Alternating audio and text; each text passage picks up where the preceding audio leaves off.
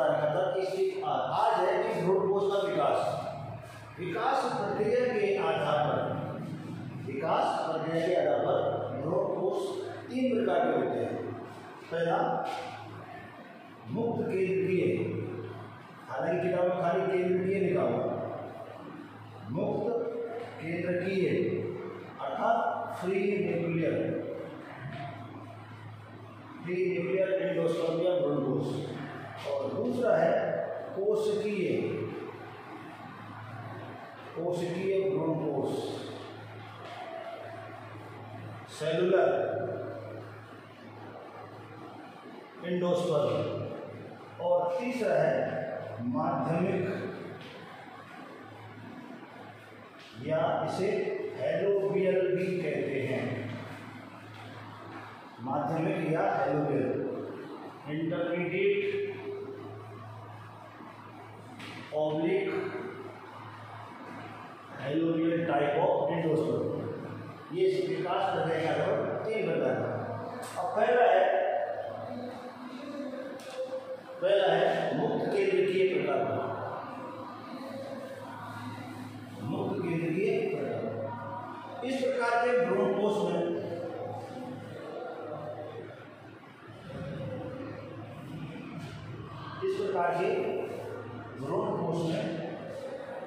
भ्रूण कोश के अंदर ये भ्रूण कोश है, भ्रूण कोश या इसे मादा युग्मकोद्भिद भी कहते हैं, मादा युग्मकोद्भिद, फीमेल गैमेटोफाइट और एम्ब्रियो सेल। इसके अंदर जो प्राथमिक भ्रूण कोश कोशिका होती है, प्राथमिक भ्रूण कोशिका जो कि 3N त्रिकोणित होता है इसका केंद्र, इसमें लगातार समसूत्री विभाजन होते हैं, लेकिन वह विभाजन केवल केंद्र का होता है, कोशिका तंत्र का नहीं होता।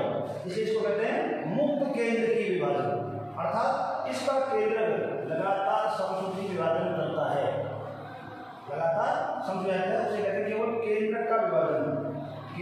का विभाजन होता है, लेकिन कोशिका द्रव्य का विभाजन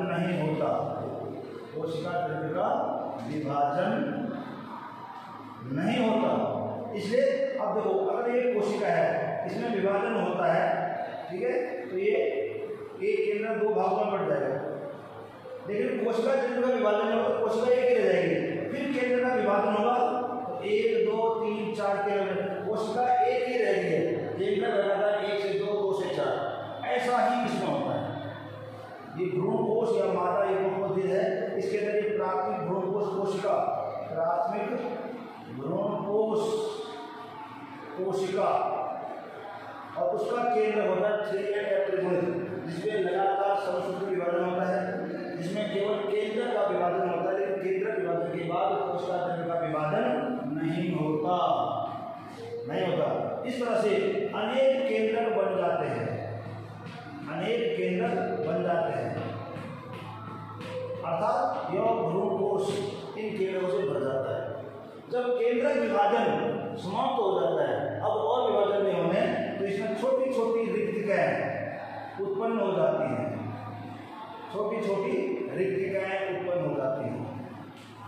वैक्यूल्स हो जाती हैं, जो आपस में मिलकर एक बड़ी रिक्तिका का निर्माण करते हैं, और जो केंद्रक होते हैं वे परिधि की ओर व्यवस्थित हो जाते हैं, यानी बीच में बड़ी रिक्तिका और किनारे केंद्र। अब प्रत्येक केंद्र कुछ जीवद्रव्य लेकर अपनी भित्ति का निर्माण करता है और कोशिकीय बन जाता है। जैसे एक केंद्रक है तो ये अपनी भित्ति में कोशिकीय होगा, ये भी कोशिकीय होगा। हर केंद्रक अपने चारों जीवद्रव्य लेकर अपनी भित्ति का निर्माण करता है और बाद में वह कोशिका है, और उसका जो प्रचलन है वह परिधि से लेकर केंद्र की होता है, यानी परिधि बनने वाले कोशिका केंद्र पहले कोशिकीय होते हैं और यहाँ वाले बाद में, ऐसे। इसी को कहते हैं मुक्त केंद्रीय भ्रूणकोश, ऐसे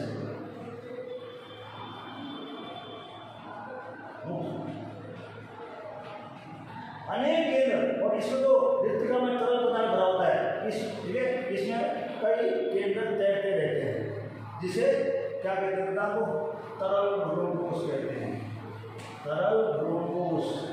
और आपने देखा होगा नारियल, कोकोनट या नारियल में तो नारियल का पानी कोकोनट का मिल्क कहते हैं, बहुत तरल भ्रूणकोश का ही उदाहरण है।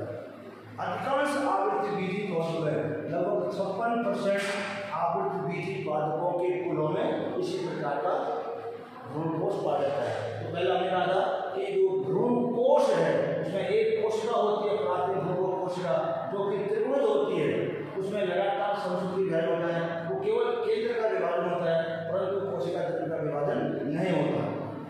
ठीक है, धीरे धीरे उसमें छोटी छोटी रिक्तिकाएं पैदा हो जाती हैं और आपस में मिलकर एक बड़ी रिक्तिका का निर्माण करते हैं, जिससे केंद्र परिधि की तरफ व्यवस्थित हो जाते हैं। अब उसमें प्रत्येक केंद्र अपने चारों ओर थोड़ा केंद्र लेकर अपनी रिक्तिका निर्माण करता है, और वो निर्माण परिधि से लेकर केंद्र तक होता है। जैसे ये सारी कोशिकी बनती है, हालांकि ये बाद में कोशिकी बनता है, पर पहले केवल केंद्र का मुक्त रूप से विभाजन होता है, जो नाम है मुक्त केंद्रीय, या हो सकता है किताब में खाली केंद्र लिखा हो। और जो तरल है इसमें वो तरल भ्रूणकोश कहलाता है। मान इसका सबसे साधारण है, लगभग 56% आवृत्तिबीजी कुलों में ये व्यवस्था होती है। दूसरा आता है कोशिकीय भ्रूणकोश। नंबर 2 कोशिकीय भ्रूणकोश, अर्थात सेलुलर भ्रूणकोश।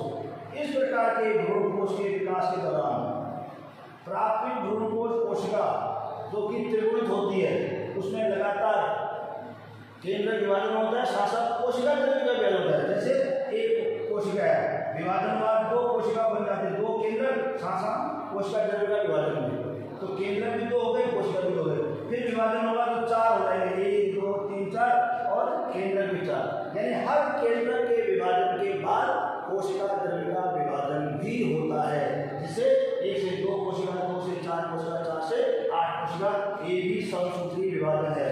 और अंत में आप पाएंगे इसमें अनेक सारे केंद्र ऐसे बन जाते हैं, जितनी कोशिका उतने केंद्र, जितने केंद्र उतने कोशिका।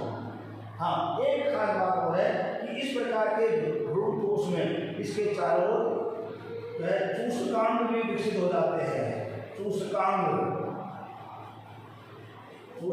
भी विकसित हो जाते हैं, और ये चूसकांड क्या करते हैं, भ्रूणकोश के बाहर, भ्रूणकोश से तो कोशिका पोषण मिल रहा है इसको, भ्रूण को, लेकिन भ्रूणकोश के बाहर जो बीजांडकाय या अध्यावरण होता है, उससे भी पोषण प्राप्त करने में मदद करते हैं। इसके लिए भ्रूण के लिए कोशिकी प्रकार के भ्रूणकोश में चूसकांग या हौसतोरिया, इन्हें कहते हैं चूसकांग, चूषण करने वाले अंग या हौसतोरिया, और ये हौसतोरिया भ्रूणकोश के बाहर बीजांडकाय या अध्यावरण से भी भ्रूण के लिए पोषण को अवशोषण करने का काम करते हैं। सबसे अच्छे उदाहरण से कुकुरबिटेसी, कद्दू वर्गीय, जिसमें कद्दू, काकड़ी, खीरा, मदिरा, टेंडे, लोहिया, ये सब आते हैं। ठीक है, कुकुरबिटेसी और मैग्नोलिएसी में मुख्यतः इस प्रकार का भ्रूणकोश पाया जाता है। तो पहला मुक्त केंद्र की था, और दूसरा कोशिकीय भ्रूणकोश, और जो तीसरा है वह इन दोनों के बीच का है, इसलिए उसका नाम रखा गया है, कौन सा, उसका नाम रखा गया है माध्यमिक। माध्यमिक मतलब उन दोनों के बीच का। नंबर तीसरा माध्यमिक या हेलोबियल भ्रूणकोश। इसमें क्या होता है, तो ये भ्रूणकोश है, ये उसका निभाग क्षेत्र है, ये उसका बीजांडद्वारीय क्षेत्र है, बीजांडद्वारीय क्षेत्र, निभाग क्षेत्र और बीजांडद्वारीय क्षेत्र। प्राथमिक भ्रूणकोश कोशिका में जो कि त्रिगुण होता है, विभाजन के बाद एक छोटी कोशिका बनती है और एक बनती है बड़ी कोशिका। निभाग वाले तरफ बनती है छोटी कोशिका, ये छोटी कोशिका आकार में, और यह बीजांडद्वार केंद्र का विभाजन हुआ, साथ कोश का एक से दो कोशिका बनी। अब जो निभाग वाली छोटी कोशिका है उस कोशिका में लगातार मुक्त केंद्र की प्रकार का विभाजन होगा। अर्थात ये तो होगा मुक्त केंद्र की प्रकार का, जो पहले प्रकार का था हमारा मुक्त केंद्र के। जबकि बीजांड वाली सेल वाली जो बड़ी कोशिका है इसमें क्या होता है, केंद्र विभाजन के साथ साथ कोशिका द्रव्य का विभाजन भी होता है। कोशिका द्रव्य का विभाजन भी होता है, अर्थात कोशिका केंद्र विभाजन हुआ तो ये होगा आपका कोशिकीय। अब एक ही प्रकार के भ्रूण कोश में मुक्त केंद्र की प्रकार का भी है, कोशिकीय प्रकार का भी है, अर्थात यह उन दोनों का मिला जुला रूप है, मिक्सचर है।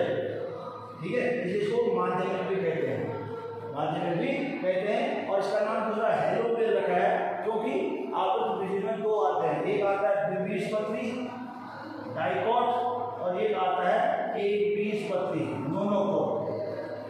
द्विबीजपत्री और एक बीजपत्री में एक ऑर्डर या गण, जो गण कहते हैं, एक ऑर्डर या गण का नाम है हेलोबियल। हेलोबियल उस गण के सदस्यों में इस प्रकार का भ्रूणकोश पाया जाता है, जिसको माध्यमिक के साथ साथ हेलोबियल प्रकार का भ्रूणकोश भी कहते हैं। मैं समझता हूँ क्लियर हो जाएगा, तीनों हो जाएगा, पहला केंद्रीय, दूसरा कोशिकीय और तीसरा माध्यमिक भी, क्योंकि इसमें दो निभाग वाले कोर वाले छोटे कोशिका में मुक्त केंद्रीय और बीजांड वाले सेल वाले में कोशिकीय। अब है कि भ्रूणकोश का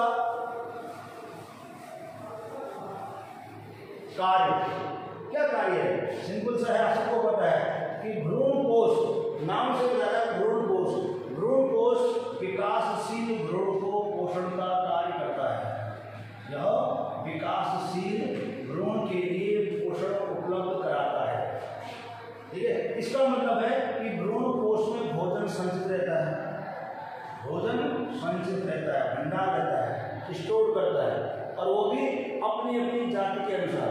जैसे हमारे अनाज वाले हैं, दाल चावल वाले हैं, अनाज वाले हैं, गेहूँ चावल है, इनमें कार्बोहाइड्रेट के रूप में भोजन संचित रहेगा। दालों में जितनी भी दालें हैं, दालों में प्रोटीन के रूप में, और जो तेल प्रदान करने वाले हैं जैसे मूंगफली है, सरसों है, ठीक है, ये तेलीय बीजों में यह वसा के रूप में भोजन को संचित करता है। भ्रूणकोश का कार्य विकासशील भ्रूण को पोषण प्रदान करना, और प्रत्येक जाति में या वंश में उसके जाति के अनुसार भोजन संचित होता है। जैसे अनाजों में मैंने कार्बोहाइड्रेट के रूप में, दालों में प्रोटीन के रूप में, और तेलीय बीजों में वसा के रूप में। ठीक है, उसके अलावा जब हम बीज को बोते हैं, तो बीजों के बोने के बाद मूलांकुर से मूल उत्पन्न होता है और परांकुर से प्ररोग उत्पन्न होता है। तो उसमें उस नवोद्भिद, इसको कहते हैं नवोद्भिद, जब भ्रूण से नया पौधा बनता है, मूलांकुर से मूल और परांकुर से प्ररोग बनता है, उसमें इस नवजात या नवोद्भिद पौधों को, पादपों को पोषण भी भ्रूणकोश ही कराता है,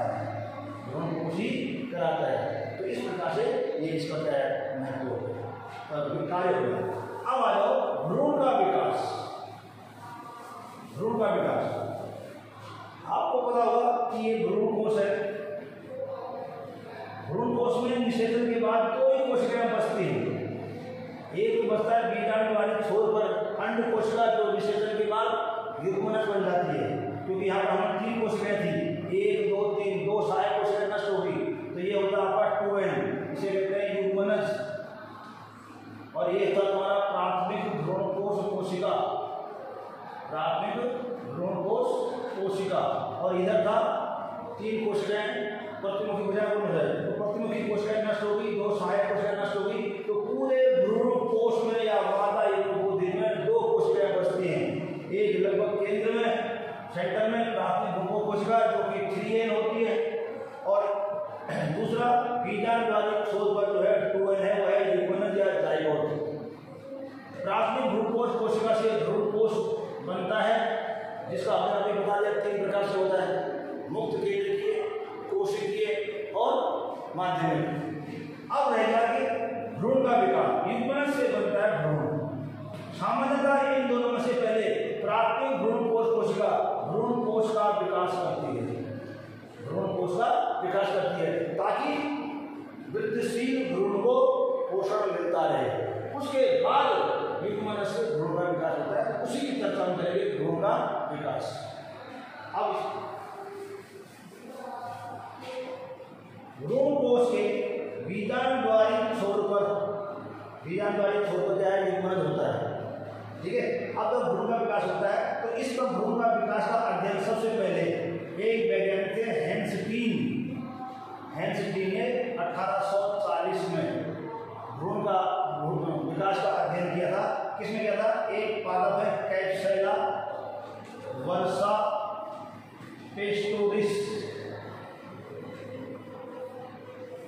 कैप्सुला वर्सा पेस्टोरिस नाम का एक पादप है, उसमें हेंसटीन नाम के वैज्ञानिक ने भ्रूण का विकास का अध्ययन 1840 में किया था, ठीक है। यह एक क्रूसीफेरी अर्थात ब्रेसिकेसी, क्रूसीफेरी और ब्रेसिकेसी एक ही बात है, तो जारी चल रहा है। क्रूसीफेरी कुल का एक जंगली पादप है, कुल का जंगली पादप है, अपने आप होने वाला वाइल्ड प्लांट है, उसमें अध्ययन किया है, उसमें अध्ययन किया था। अब देखें कैसे। सबसे पहले उस टूवन जो कि जाइगोट है, युग्मनज है, उसमें एक अनुप्रस्थ विभाजन होता है, अनुप्रस्थ विभाजन, और आपको पता है अनुप्रस्थ मतलब टी हॉरिजॉन्टल, जिसे एक बनती है छोटी कोशिका, एक बनती है बड़ी कोशिका। छोटी कोशिका बनती है निभाग की तरफ, जिसे शीर्षस्थ कोशिका या एपिकल सेल कहते हैं, और बड़ी कोशिका बनती है बीजांडद्वारी तरफ। ये छोटी कोशिका है जो निभाग की तरफ बनती, इसे शीर्षस्थ या एपिकल सेल कहते हैं, और बड़ी कोशिका बनती है बीजांडद्वारीय क्षेत्र की तरफ, बीजांडद्वारीय क्षेत्र की तरफ, इसे कहते हैं आधारीय कोशिका या बेसल सेल, ठीक है। जो युग्मनज है, जो प्राय बीजांडद्वारी छोर पर होता है, टूवन है, इसमें पहला अनुप्रस्थ विभाजन होगा, तो अनुप्रस्थ विभाजन होने से निभाग की तरफ बन गया छोटी कोशिका और बीजांडद्वारी बन गया बड़ी कोशिका। उसके बाद अगले चरण में इस छोटी कोशिका जो निभाग की तरफ है, शीर्षस्थ कोशिका है, उसमें एक विभाजन होता है, कौन सा पता को? वो विभाजन है अनुदैर्घ्य विभाजन। अनुदैर्घ्य, ये छोटी कोशिका होगी और ये होगा बड़ी कोशिका, इसमें होता है अनुदैर्घ्य विभाजन, लॉन्गिट्यूडनल, खड़ी काट ऐसे, ठीक है, अंदर जाता है। इसमें सामान्यतः कुछ देर विभाजन नहीं होता। अब इसके अंदर और अगला विभाजन, जिसे ये दो कोशिकी हो जाता है, अगला विभाजन भी अनुदैर्घ्य है, परंतु पहले के लंबवत है। अब ऐसे बोर्ड से तरह आप खीरा काटते हैं तो पहले ये खीरा लगा दे लंबा, अगला भी लंबा लगा दिया, तो वो कितने बन गए? पहले 2 और फिर बन गए 4। पहला भी अनुदैर्घ्य और दूसरा भी अनुदैर्घ्य, इसलिए हम थोड़ा तिरछा कर देंगे दिखाने के लिए। ध्यान रखना, पहला भी अनुदैर्घ्य विभाजन है, लॉन्गिट्यूडनल, और दूसरा भी अनुदैर्घ्य है, जिसे वो 4 कोशिकीय हो जाता है, क्वाड्रेंट, चतुष्टांशक में कहते हैं। पहला भी अनुदैर्घ्य और दूसरा भी अनुदैर्घ्य, परंतु पहले के लंबवत, पहला ऐसे और दूसरा ऐसे, तो ये भी लंबवत है, ये भी लंबवत है, ठीक है। इसमें तो ये बन गया चतुष्टांशक, ठीक है। चतुष्टांशक के बाद अब इसको होता है परिणत विभाजन, यानी अनुप्रस्थ विभाजन होता है, अनुप्रस्थ विभाजन होता है, तो जिससे यह बनता है अष्टांशक, 8 कोशिकाएं, 8 कोशिकीय स्ट्रक्चर हो जाता है। पहला 2 कोशिका, दूसरा 4 कोशिका, 4 कोशिका को चतुष्टांशक या क्वाड्रेंट कहते हैं, और अगला अब उसके अनुप्रस्थ विभाजन होता है, जिसको परिणत भी कहते हैं। परिणत कहो या अनुप्रस्थ विभाजन के पश्चात ये 8 कोशिकीय बन जाता है, 1 2 3 4 और 1 2 3 और 4 अष्टांशक बन जाता है। अब इसमें एक और परिणत विभाजन होता है, एक और परिणत विभाजन से क्योंकि अब वो एक और पढ़ने जाऊंगा तो 8 के बनेंगे 16।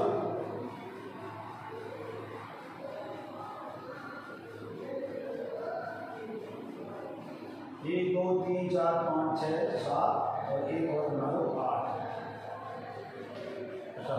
और अंदर भी लगभग 8 कोशिकाएं ऐसे 8 कोशिकाएं अंदर की तरफ और 8 कोशिकाएं बाहर की तरफ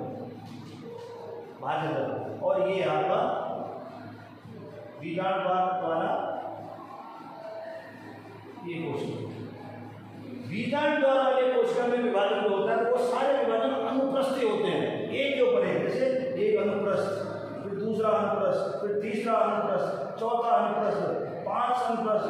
इसमें लगभग 7 से लेकर 10 विभाजन होते हैं, अर्थात न्यूनतम 7 अधिकतम 10, जो कि बीजांड द्वारी छोर वाली बड़ी कोशिका थी, जिसको आधारी कोशिका होते हैं। उसमें विभाजन प्राय निभाग वाले शीर्षक थोड़ा लेट से होता है, परंतु सारे विभाजन अनुप्रस्थ होते हैं, जिसे एक के ऊपर एक कोशिकाएं बनती हैं और ये विभाजन की संख्या 7 से 10 होती है।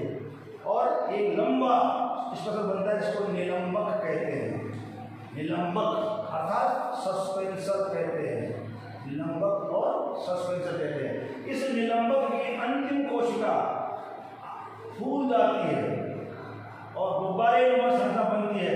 इसे शुष्कांग या हौस्टोरिया कहते हैं, शुष्कांग या हौस्टोरिया कहते हैं, जिसका काम है वह भ्रूण कोश से या भ्रूण कोश के बाहर बीजांडकाय या अध्यावरण से भी पोषण प्राप्त करता है और भ्रूण को ध्यान रहे जो ये संरचना बन रही है ये निभागी कोशिका से है और जो ये वाली संरचना बन रही है वह आधारी कोशिका से। ठीक है, तो इसका मतलब है निभाग वाली छोटी कोशिका से ही भ्रूण बनता है। ये भ्रूण का रूप लेगा बाद में और ये बनता है उसका निलंबक। उसके बाद क्या होता है, इन 8 कोशिकाओं में से जो बाहर की तरफ 8 कोशिकाएं थी, ये बाहर की तरफ 8 कोशिकाएं थी, ये वाली, ठीक है, ये बाहर की 8 कोशिकाएं थी, ये अंदर वाली, ये बाहर की तरफ वाली जो 8 कोशिकाएं हैं ये इनको डर्मेटोजन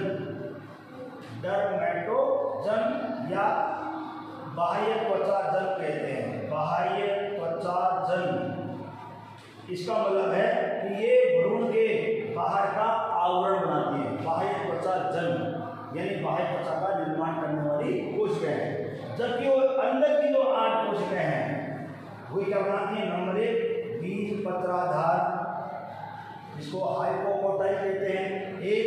दूसरा बीज पत्र का भरण ऊतक ग्राउंड टिश्यू और तीसरा बनाते हैं प्राक-एधा प्रोकैम्बियम, किसे आंतरिक जो 8 कोशिका समूह। ठीक है, यहाँ तक आते आते जो भ्रूण है वो लगभग गोलाकार हो जाता है। कैसे बन जाता है? गोलाकार। ये निलंबक हो गया, जिसका शुष्कांग हो गया और ये भ्रूण हो गया लगभग गोलाकार। कैसे बन गया? ये गोलाकार बन गया। ये बाहर वाले हो गया बाह्य त्वचा जन, जो बाह्य त्वचा का निर्माण करेगा, और अंदर वाला हो गया बीज पत्राधार भरण ऊतक या प्राक-एधा तंत्र का निर्माण करता है। ठीक है, अब यहाँ तक के जो विकास की यात्रा है भ्रूण की, यह एक बीजपत्री यानी मोनोकोट और द्विबीजपत्री बीजों में एक समान होता है। भ्रूण के विकास की यहाँ तक की यात्रा एक बीजपत्री और द्विबीजपत्री बीजों के भ्रूण की एक समान होती है। यहाँ से थोड़ा डिफरेंस हो जाता है। द्विबीजपत्री बीजों में क्या होता है, अब इस जो भ्रूण बनता है जो गोलाकार हो गया, उसके किनारे की कोशिकाएं ज्यादा वृद्धि करती हैं और बीज की कोशिकाएं कम वृद्धि करती हैं, जिसके कारण 2 बीजपत्रों का निर्माण होता है। कैसे? अब ये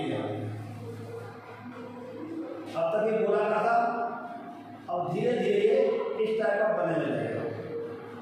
इसका मतलब है कि यहाँ की कोशिकाओं ने विभाजन नहीं किया, अपेक्षाकृत कम किया या नहीं किया, और जब जो किनारे किए पहले ऐसे बढ़े इस टाइप का गोलाकार, तो यहाँ की कोशिकाएं ज्यादा विभाजन करती हैं और यहाँ की कोशिकाएं ज्यादा करती हैं और बीज कोशिकाएं ना के बराबर विभाजन करती हैं, जिससे यह इसमें 2 बीजपत्र बने रहते हैं। एक बीजपत्री है, एक बीजपत्री, ये द्विबीजपत्री में है। ठीक है। और जो बीज है ये जो हमने कहा था कि बीज पत्र आधार भरण ऊतक प्राक आधार, ये धीरे धीरे भ्रूण का आंतरिक भाग बनाते हैं, ठीक है। इसके शीर्ष भाग पर कहाँ से ये वाला भाग है, ये प्रांकुर कहलाता है, प्रांकुर। और आधार होता है इसका मूलांकुर, आधार मूलांकुर, प्रांकुर और मूलांकुर। और बीच में होता है भ्रूणीय अक्ष, भ्रूणीय अक्ष जिसके दोनों पार्श्व में यानी दोनों ओर इधर भी बीजपत्र है और इधर भी बीजपत्र है। ये सारी कोशिकाएं हैं, ये कोशिका में बना दे रहा हूँ लेकिन आप समझिए सारी कोशिकाएं हैं। तो इन कोशिकाओं का शीर्षस्थ भाग जो कि इस खांच में है, शीर्ष में, वो प्रांकुर है, जो बीज के अंकुरण के समय परलोक का निर्माण करता है, इसका निर्माण करता है परलोक का। और ये इसके आधार पर है मूलांकुर या रेडिकल, या बीज के अंकुरण के समय मूल का निर्माण करता है। और इन दोनों के बीच का भाग कहलाता है भ्रूणीय अक्ष, और उसके साइड से निकलते हैं क्या, बीजपत्र निकलते हैं। अब देखो ये निलंबक है, यहाँ से ये निलंबक है, ये निलंबक, और ये होगा तुष्काम, निलंबक और तुष्काम। निलंबक मूलांकुर के नीचे और निलंबक के आधार पर यहाँ पर कुछ कोशिकाएं होती हैं, कोशिकाएं होती हैं जिन्हें अधोस्फीतिका या हाइपोफाइसिस कहते हैं, हाइपोफाइसिस कहते हैं, हाइपोफाइसिस कहते हैं। यहीं से मूलांकुर क्या होता है, विकसित होता है, यानी कि निलंबक के ऊपर और भ्रूण के आधार पर कुछ कोशिकाएं होंगी जिन्हें अधोस्फीतिका या हाइपोफाइसिस कहते हैं, और ये मूलांकुर बनाती है। अब आता है ये, इसलिए एक परिपक्व बीज में दो बीजपत्र होते हैं। उसके अलावा अब आ जाओ एक बीजपत्री में, एक बीजपत्री जैसे गेहूं, चावल, मक्का, ज्वार, बाजरा, इनमें केवल एक ही बीजपत्र होता है, एक ही बीजपत्र होता है, और उसके बीज का ऐसा होता है।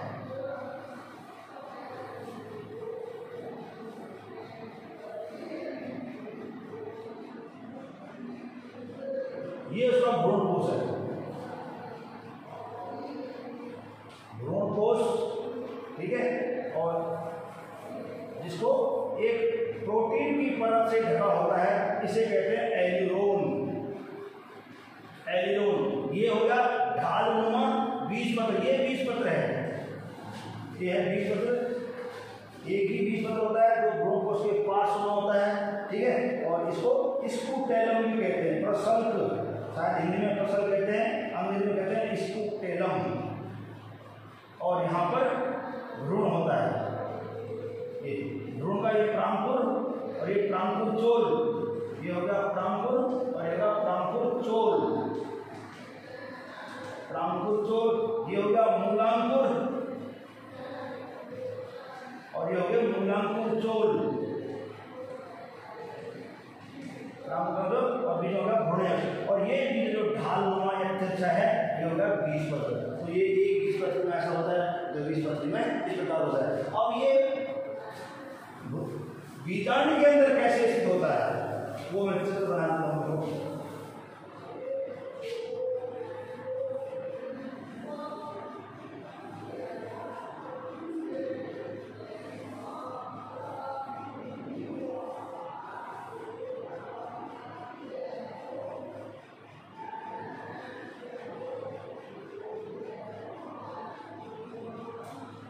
ये बीजांड है, ये बाह्य अध्यावरण, अंतःअध्यावरण, बीजांडकाय, निभाग, ये हो गया बीजांड द्वार, ठीक है। और इसके अंदर ये द्विबीजपत्री भ्रूण हो गया,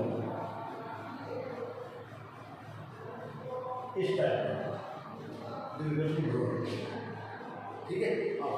अब आता है बीज,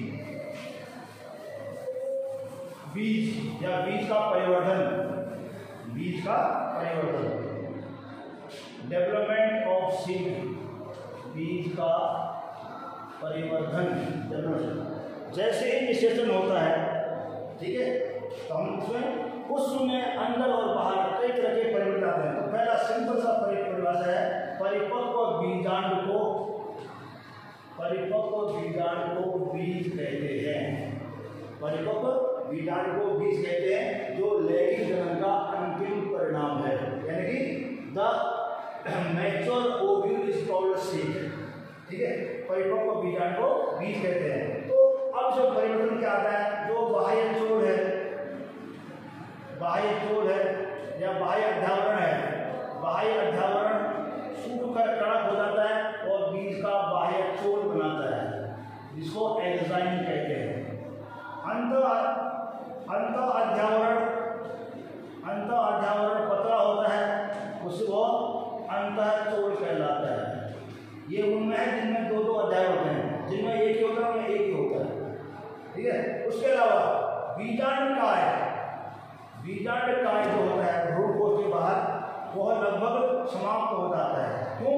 क्योंकि उसको विकास से भ्रूण पोषण के रूप में ग्रहण कर लेता है, ठीक है। बाकी जो बीजांड वृंद है उसको कोई फर्क नहीं पड़ता, हाइलम पर कोई फर्क नहीं पड़ता, बाह्य आवरण बाह्य छोर बन जाता है, अंदर छोर बन जाता है, बीजांड काय समाप्त हो जाता है और उसके अंदर फिर क्या होता है, भ्रूण पाया जाता है। और बीजांड द्वार पर भी और निभाग पर भी कोई फर्क नहीं पड़ता। लेकिन काली मिर्च और चुकंदर में बीजांड काय पूर्ण रूप से समाप्त नहीं होता, बल्कि वह बीज के चारों ओर एक पतली परत के रूप में बन जाता है। फिर से सुने, आमतौर पर बीजांड काय समाप्त हो जाता है क्योंकि उसको पोषण के रूप में ग्रहण करते हैं, परंतु काली मिर्च और चुकंदर में यह एक पतली परत के रूप में पाया जाता है, जिसे परिभ्रूण कोश कहते हैं। और ये कई बार पूछा जाता है वाइवा में भी या परीक्षा में, परिभ्रूण कोश या पेरिस्पर्म कहते हैं, ठीक है। आमतौर पर बीजांड काय समाप्त हो जाता है, उसे भ्रूण द्वारा पोषण के रूप में ग्रहण किया जाता है, लेकिन काली मिर्च और चुकंदर में यह एक पतली परत होता है, इसे परिभ्रूण कोश या पेरिस्पर्म कहते हैं। और बीज में हमने बता दिया कि बाह्य अध्यावरण बाह्य छोर बनेगा, अंत अध्यावरण अंतर छोर बनेगा, बीजांड काय लगभग समाप्त हो जाता है या फिर परिभ्रूण कोश के रूप में रह जाएगा। बीजांड वृंद जो था वह बीज का वृंद कहलाता है, अब परिवर्तन आ गया। और उसके बाद बीजांड द्वार एक छोटे छिद्र के रूप में रह जाता है, अर्थात इसमें कोई एक छिद्र रूप में है। बीज के अंकुरण के समय यहीं से ऑक्सीजन और जल बीज के अंदर प्रवेश करता है, ठीक है। और निभाग इसमें भी कोई परिवर्तन नहीं आता, और साथ ही साथ हाइलम पर भी कोई, हाइलम को नाभिका कहते हैं, इनमें कोई परिवर्तन नहीं आता, ठीक है। अब एक लास्ट क्वेश्चन रह गया, कौन सा? फल किसे कहते हैं? फल आपने देखा कि निषेचन के बाद बीजांड बन जाता है बीज, और अंडाशय परिपक्व होकर फल कहलाता है, इसलिए फल का मतलब है परिपक्व अंडाशय को फल कहते हैं। यानी कि राइपंड ओवरी परिपक्व अंडाशय फल कहलाता है, ठीक है। क्योंकि ये स्त्री केसर है, इसके अंदर ये बीजांड है, बीजांड में बन जाता है बीज, और जो अंडाशय है ये परिपक्व होकर फल बनता है।